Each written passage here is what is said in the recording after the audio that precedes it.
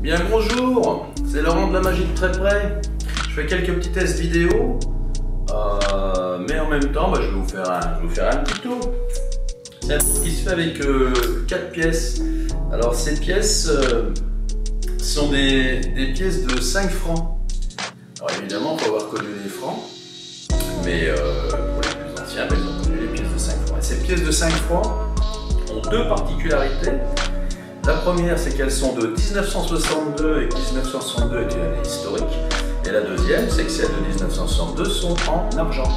Et on pourrait presque trouver une troisième particularité, c'est que ces pièces sont des pièces magiques et qui sont capables de transposition.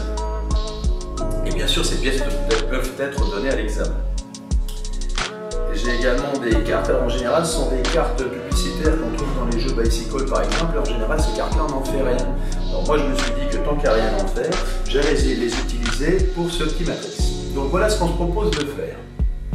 Sur chacune des pièces comme ceci, on va venir positionner une carte. Et ensuite ce qu'on va essayer c'est de faire voyager les pièces d'un point à un autre. De manière magique, bien évidemment. Donc regardez, on s'y prend comme ceci. Alors, ça paraît rien, mais si l'on s'y est bien pris, écoutez, là elle a disparu et puis là elle est arrivée. Donc, non, alors, je vais peut-être aller un peu vite, on va essayer de le refaire. On va essayer de faire positionner celle-ci ici. Regardez bien. Et là, la pièce a disparu et ici, elle vient juste d'arriver. Il en reste donc, on a donc 3 pièces ici et une pièce là. On va se replacer, on va remettre les cartes ici, ici et bien positionner les pièces. Et donc bien évidemment, ici elles sont passées, ici il en reste une. Et on se propose de faire passer celle-ci là. Alors en général, moi je m'adresse à quelqu'un du public qui vient faire le geste. Bon, évidemment là je suis tout seul pour la démonstration, donc je vais le faire moi-même. Mais c'est le même geste, on prend la pièce et ça si on le fait avec une très grande conviction, la pièce disparaît. Par contre, comme ça nécessite de l'imagination, de temps en temps, il y a des gens du public qui éventuellement peuvent manquer d'imagination.